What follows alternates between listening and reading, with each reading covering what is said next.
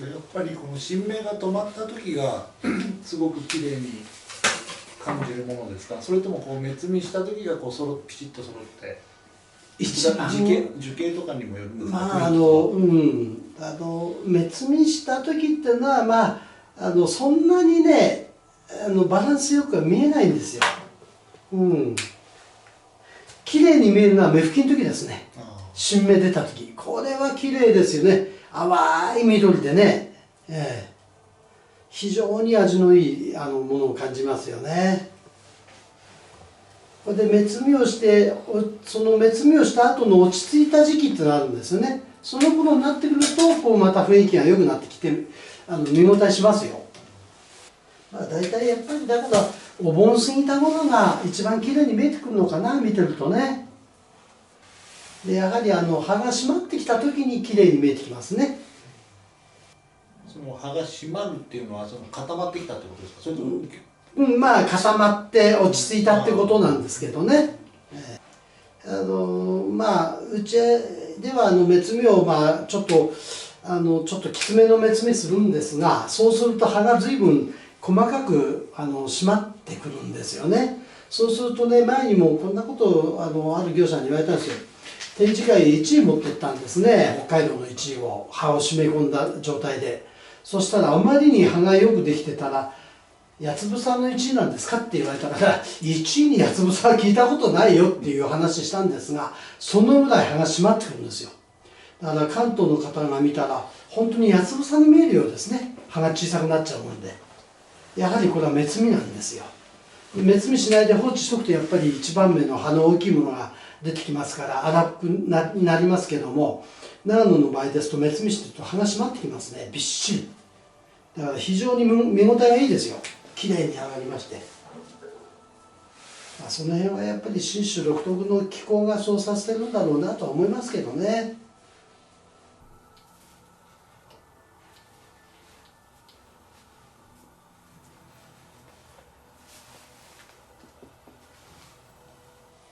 キャラの木をやっぱり盆栽にしたこともあるんですか。キャラはね盆栽にはしなかったけど向かないです、正直葉が丸っぽくてなんだか造花みたいになっちゃうんですね、あれね。刈り込んでも何してもだから1位とはちょっと違いますからね、性質がね。似た類なんですけどね、植物類で見ればやっぱり同じものに入ってくるんだろうと思うんですけど、ちょっと1位なんかとは違いますね。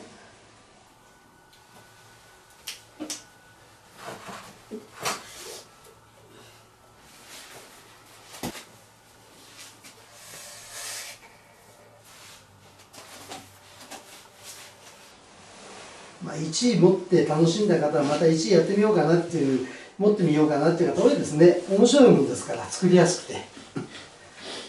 私もね、1位っていうものは全然やったことなかったんですけどね、何十年か前は。やり始めたのが20年ちょっと前ですかね。その頃から1位っていうものを興味持ってやり始めたんですけど、非常に作りやすいですね。追い込みも効きますし、姿も作りやすいですしね、いろんな姿が作れますから。非常にこうやってて楽しめる木ですよね。そんな影響があってかお客さんも随分1位持たれて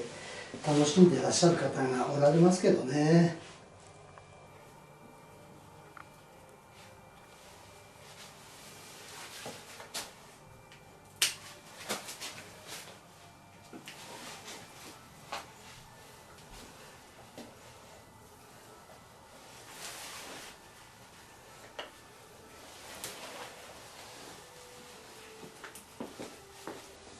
これ一旦元が立ち上がって下がってるってことで、県外は県外なんですか、こういうの。県外ですね。半県外とかっていうんじゃなくてもう県外でしょうね、これね。これで本当に覗き込むと面白いですよね、この木はね。動きがすごく複雑で、なんかこう心拍の動きに似たようなところがありましてね、木の動きが非常に楽しみな木ですよね、そういう意味では。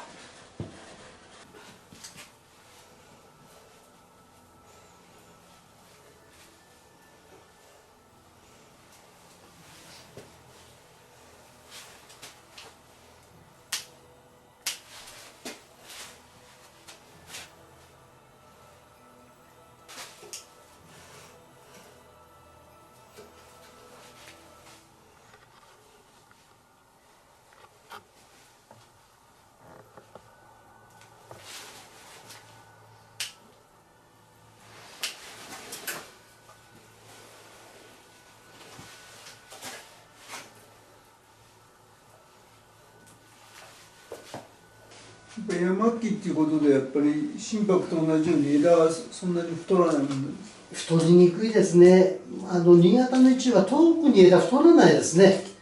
北海道の方が枝太ってきますね。ええ、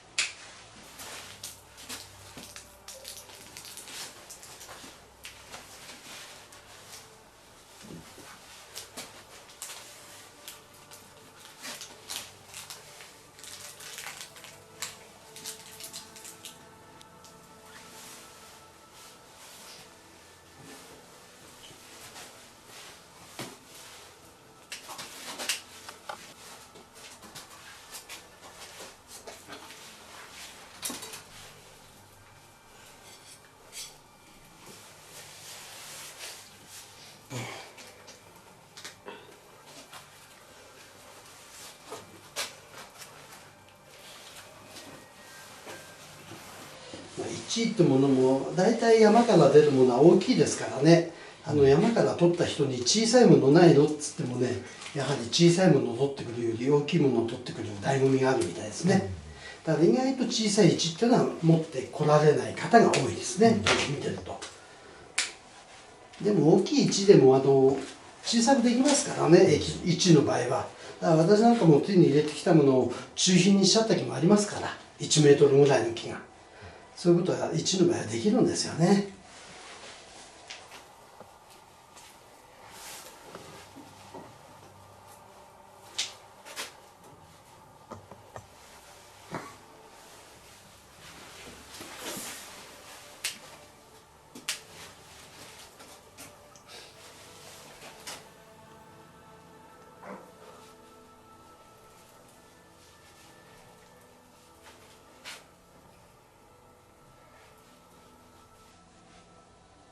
一位の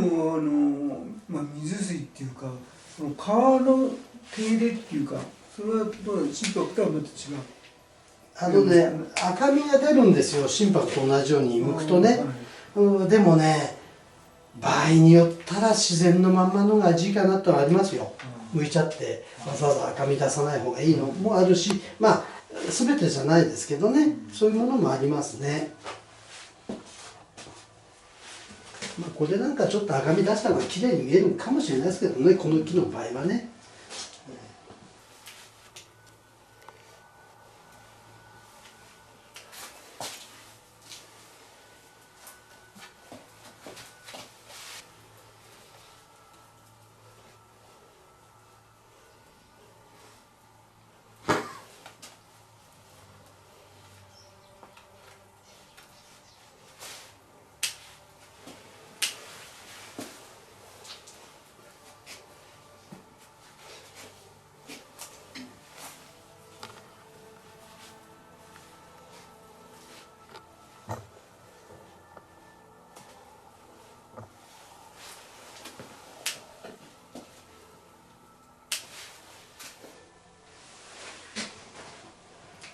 この動線がその夏の暑さでなんかこう悪さといいますか悪いことがあってそういうのはないんですか？ないですよ。暑さでは動線でね、暑くて木が傷んじゃうなんてことはないですから、心配ないですよ。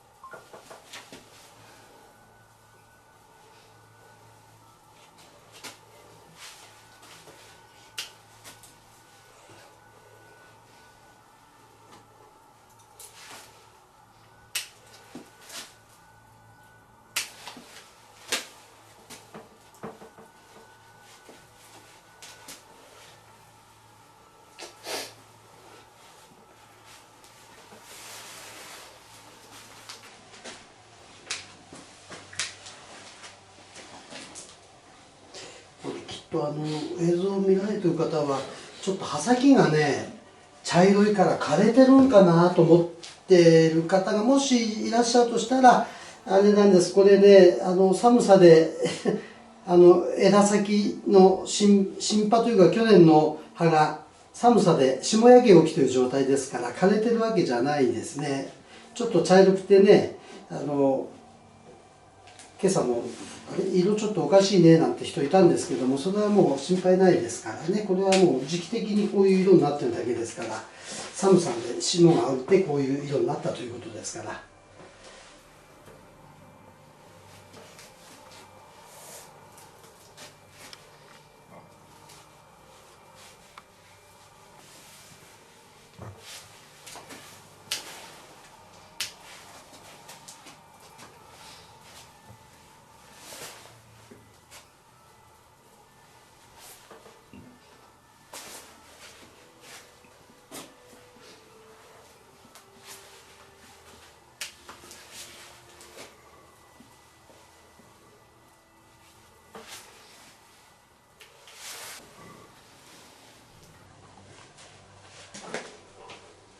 一般的にその県外の枝っていうのを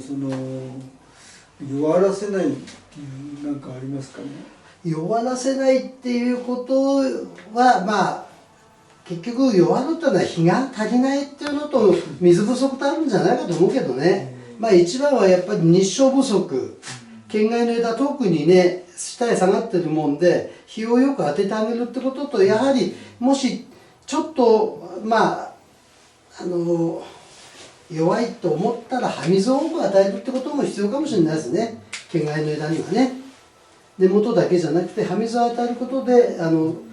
こう活気を持たせてあげるっていうかね。ある意味では木の先端っていうか、はい、いかんせんやっぱり下がってるから下に下がってるから、はい、まあ日当たり悪く、はい、水の水とかそういうのもやっぱり悪くなってる可能性はある。まあ結局はそういうことですよね。下へ下がってる枝ってのは弱くて当たり前ですから、それを補ってあげるにはやはりそれなりの手当てをしてあげる、日によく当てあげる、または枝をね上向けちゃう人いますよ。ね、よく立ててる方いましてね、何やってるんでしょう知らない人はね、そうじゃないんですよね。県外の先端を上向けることで力を回復してあげる、またはもう一つのいい手は銀紙を県外の下へ引いてあげるってこと。それで直射日光が反射するから非常に木にとっては具合いいんですよ。それをやってらっしゃる方もいます、事実。まあリンゴ農家の方がね色付けのため、または実をねなんて言いますか保つために反射板を使ってやってますよね。まあ盆栽もそういうものを取り入れてやっていけばまた違った元気の良さが出てくるんじゃないですか。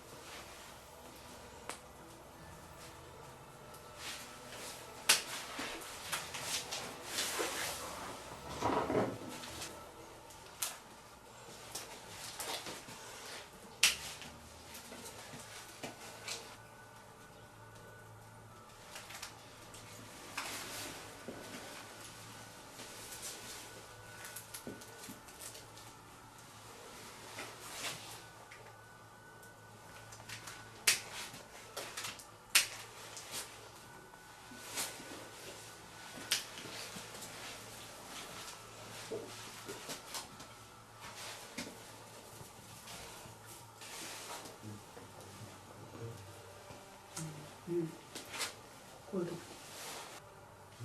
反対だね。これも？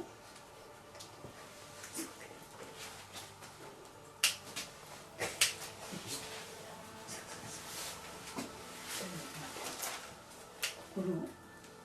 のとこはさ、でしょ？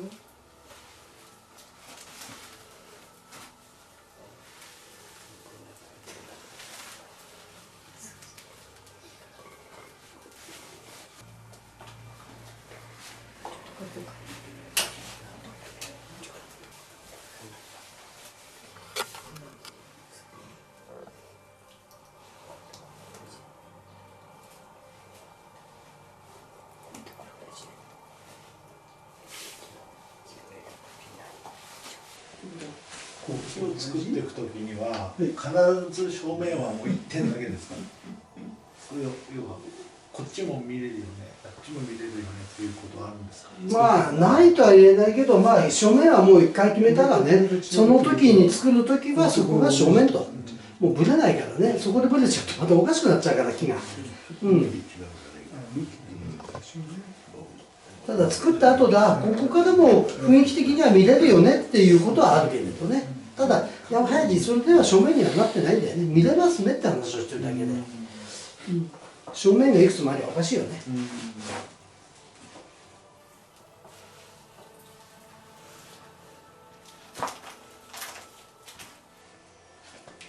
ただ若干のズレはね、ああこの雰囲気だったら最初ここ設定したけど若干こっちから振った方がいいのかなっていうことはないとは言えないけどね。まるっきり向きが変わっちゃうなんてことはまずね、ほとんどそういうことはないですよ。例えば今度はこの鉢に入れたいから、ちょっと変えたいなとかそういうのも出てくるわけですか？鉢の雰囲気に合わせて木を変えるっていうよりも雰囲気が変わったから鉢を変えるってことでしょうね。鉢に合わせるんじゃなくてね。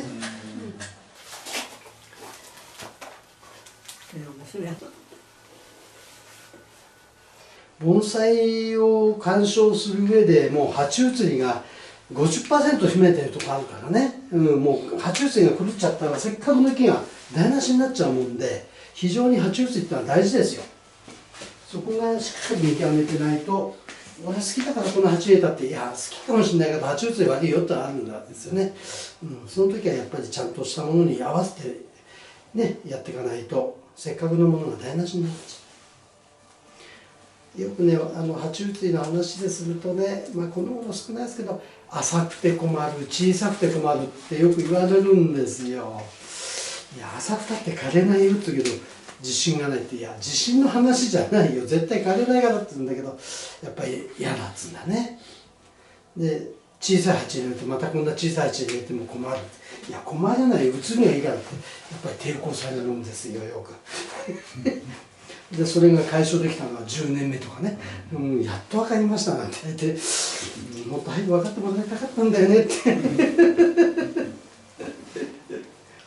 非常に鉢が浅いとか小さいっていうのは不安なようですね、どうもね、じゃあ石に乗っかってる木なんかどうするのって話になっちゃうんですよ。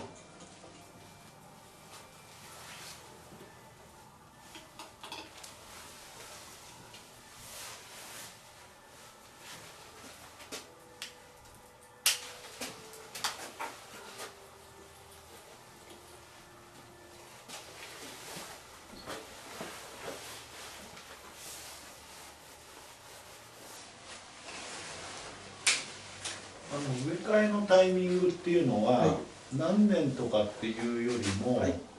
そのこう水やった時にこう水がの抜け方とか、そういったところで判断するべきですか？水がはけてても植え替えるものもあります。というのは水が抜けててもね、根の状態がいいとは言えないんですよ。それは水がはけてるだけで植え替えちゃったのが咲くのりよっていうのもありますよ。だから臓器なんかよく勘違いされるのが、いや去年植え替えてあるからって言うけど、いや去年植え替えてあっても水もちゃんと抜けてますって、いやそういうことじゃなくて、植え替えないと今回このまま放置しといたら根詰まり起きて余計状態悪くなりますよって言うと、だってまだ植え替えて1年だからって、いや1年とかってこの木に限ってはやっちゃった方がいいですよってありますよ。だからうちなんかも毎年植え替えてる時ありますからね。やっぱりもう状態見ててこれはもう来年までは待ってらんないっていうのありますから、まあそれは臓器に限らず種類の話じゃなくてね、木の状態を見て判断してるってことですよ。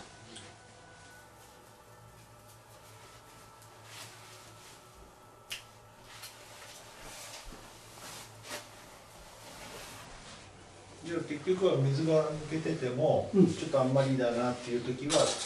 要は土が合ってない。土があっててもやはりね植え替えた方がいい木がある。だから今回も梅なんかでお客さんの木ね、去年植え替えたんですよ。でも今年も植え替えた方がいいよって言って持ってきたんですよ。やっぱり植え替えたら一気に咲くの。植え替えないでもちゃんとなんともないですよ。だけども柵の乗り方が違う。植え替えて新しい土を入れ替えてると一気にドーンとくる。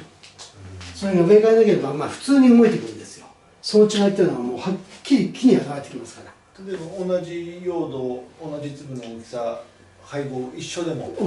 そう一緒でも植え替えてあげるとやっぱりいいですね。いやー具合いいんだよねって木が言ってくれりゃ分かりやすいんだけどそれは言わない。だから木を見て判断するんですよね。ああやっぱりやって木がいい状態にいてくれるよねってことは自分が判断するわけ。そこにはやっぱりじゃあ結局はその、ね、根っこのそのさばき方っていうかその切り詰め方とか